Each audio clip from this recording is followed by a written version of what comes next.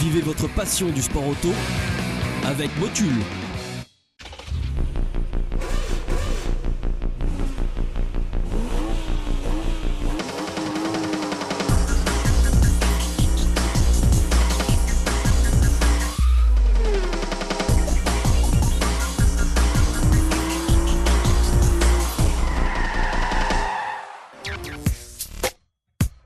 Salut, aujourd'hui un grand tourisme hors du commun avec un cours magistral de drift. La discipline qui monte pour devenir la plus tendance du sport automobile. Sa définition s'apparente à « ne roule presque pas mais glisse sans arrêt ». Au volant, le maître français de la discipline, Jérôme Vassia. À ses côtés, Geoffrey Delus, pilote essayeur de grand tourisme, venu prendre une leçon. Côté concept, le futur s'installe à Francfort avec un stand BMW aussi grand que riche en nouveautés. Voici la BMW i8 Concept. Place au sport avec l'Intercontinental Le Mans Cup ou plus simplement l'ILMC. Plus une seconde à perdre, contact, c'est parti.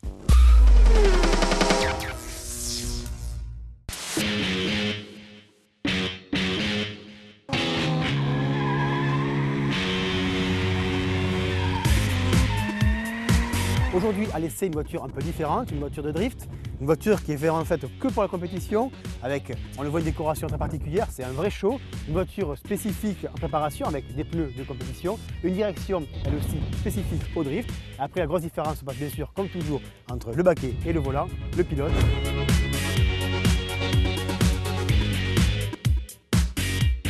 Nom, Jérôme Vassia. Passion, le drift. Signe particulier, glisseur professionnel. Jérôme, si tu nous parlais de cette BMW M3, une propulsion.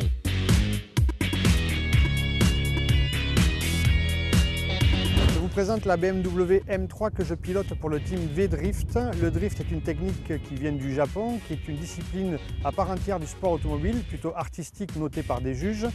Le véhicule est dédié au drift avec un aileron qui est certes esthétique mais qui permet de canaliser la fumée et un peu plus de spectacle. Des suspensions renforcées, réglables dédiées au drift. Un frein à main hydraulique qui permet des mises en dérapage beaucoup plus précises à des vitesses élevées. Un répartiteur de freinage pour répartir la puissance entre l'avant et l'arrière selon le circuit ou le virage. Le moteur, il s'agit d'un BMW 6 cylindres atmosphérique 6 cylindres qui est poussé à peu près à 350 chevaux et les freins sont de série sur cette voiture. À bord, comme dans toute voiture de compétition, l'intérieur est très dépouillé pour gagner du poids et de la maniabilité. On retrouve un truc spécifique qui est vraiment ici au centre, le levier de frein à main, un petit peu comme en rallye, à part que là il sert à vraiment jeter la voiture dans les virages. Après, pour le reste, bien sûr, siège baquet, sécurité maximum avec arceau de sécurité. Et puis une chose qui est importante en drift, c'est ce petit boîtier qui permet à la fois de capter la pression des pneumatiques, mais aussi et surtout les jets. Allez, maintenant on va passer à la pratique. Jérôme va m'expliquer comment on drift, passer du rêve à la réalité, glisser avec une voiture autant que l'on veut. Regardez. Allez, on s'installe.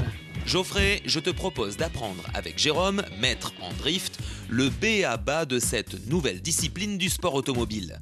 En commençant par une petite prise en main. Je te propose le premier atelier, mise en dérapage, transfert de charge. C'est parti. Allez. Ça marche mieux.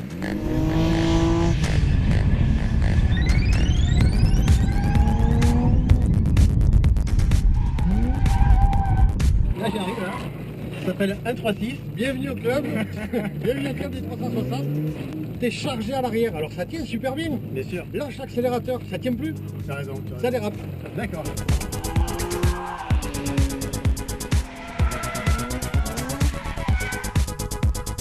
Chaque fois que je me retrouve. C'est le métier qui rentre quand je fais. C'est le métier qui rentre.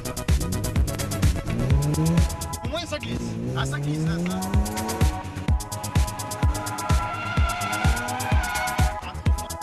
Alors, je pense qu'il faut être un peu plus vif avec le volant. Tu fais des mises en dérive qui sont parfaites, rapides.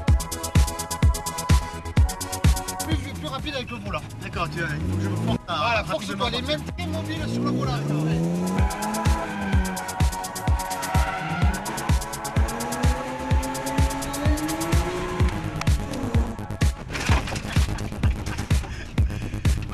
Jérôme. Allez. Super. Bravo. Moi. Allez, montre-moi tout ça. Comment tu fais, toi? Le drift se pratique uniquement sur circuit. Attention, n'essayez pas d'imiter Jérôme Vassia. La route n'est pas un terrain de jeu.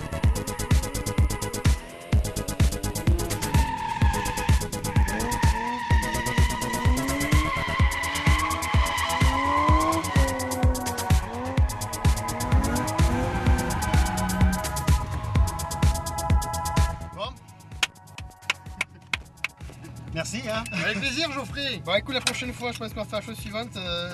Tu m'as initié, hein. Mais tu vas venir essayer une voiture. Qu'est-ce qui te fait plaisir? Une sportive. Une sportive, mais je suis amateur de voitures en général. Je te laisse le choix de la voiture, Geoffrey. D'accord. Bon, ok, c'est noté. Par contre, il y a un peu de fumée, hein, je te le garantis. Allez, on va prendre l'air. Merci, Geoffrey.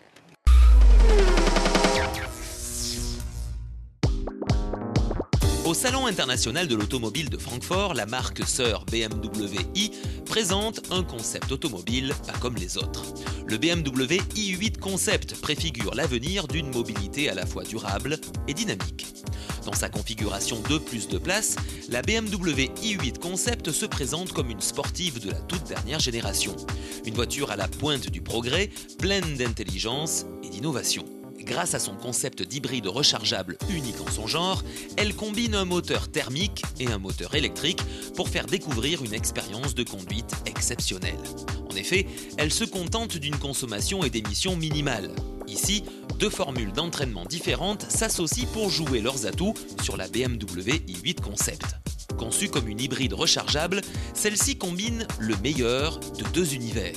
En premier, celui des moteurs électriques et en second, celui des moteurs thermiques. Cette association allie efficacité maximale et dynamisme des plus élevés. Le moteur électrique de la BMW i8 Concept se loge sur l'essieu avant.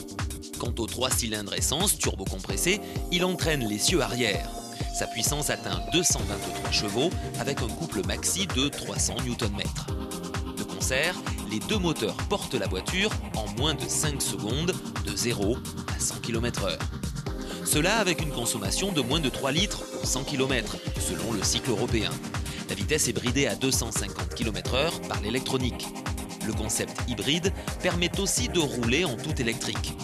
Un accumulateur d'énergie taillé sur mesure se loge entre les modules avant et arrière. Il peut refaire le plein d'énergie en moins de 2 heures sur toute prise de courant standard. Le BMW i8 Concept dispose d'une autonomie d'environ 35 km en tout électrique. Dans ce concept hybride, le moteur électrique n'est pas un système d'appoint, mais un système mis sur un pied d'égalité avec le moteur thermique. Il permet au moteur thermique de produire du courant et de charger l'accumulateur d'énergie. Cette option ne sert cependant qu'à prolonger l'autonomie pendant le voyage et ne saurait remplacer l'opération de recharge sur la prise électrique. Les deux moteurs permettent d'entraîner les 4 roues de la BMW i8 Concept. Cette formule réunit ainsi les avantages d'une traction avec ceux d'une propulsion et d'une transmission intégrale.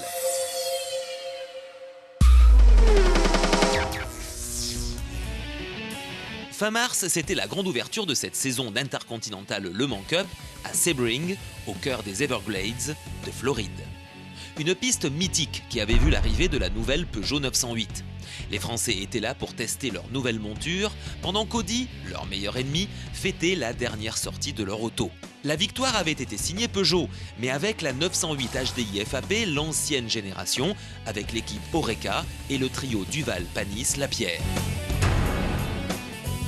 Parce que c'est la délivrance, et c'est une délivrance après une course qui a été très forte, après une course exceptionnelle où on bat les deux plus grandes équipes qui font la renommée des 24 heures du Mans.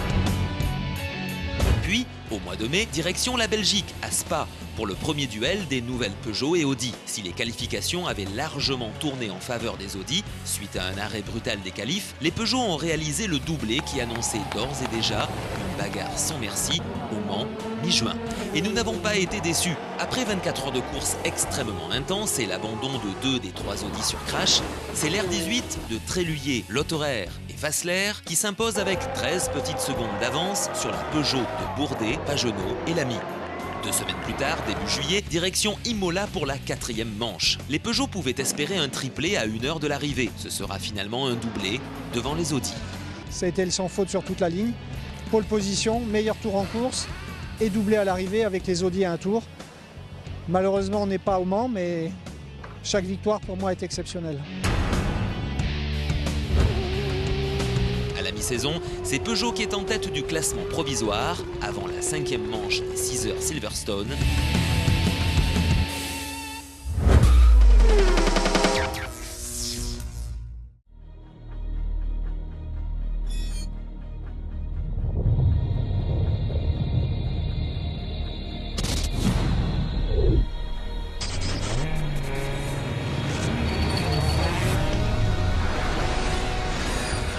C'est la grande nouvelle sportive que tout le monde attendait. Sébastien Loeb allait-il re-signer chez Citroën ou pas?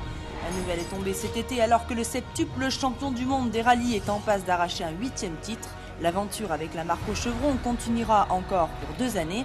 Sébastien Loeb avait pourtant eu des propositions alléchantes de la part d'autres constructeurs comme Volkswagen. Mais c'est la fidélité à Citroën, la marque qui l'a toujours accompagné, qui a eu raison de son choix. C'est donc reparti pour 2 saisons de bataille sur les rallyes mondiaux pour le champion français.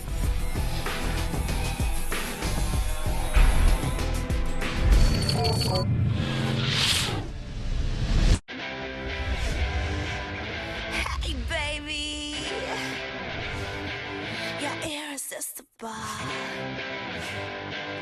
Hey baby, you're so powerful. Hey baby, you're so powerful, powerful.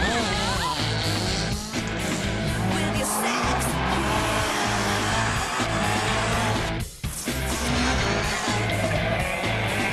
with your sex.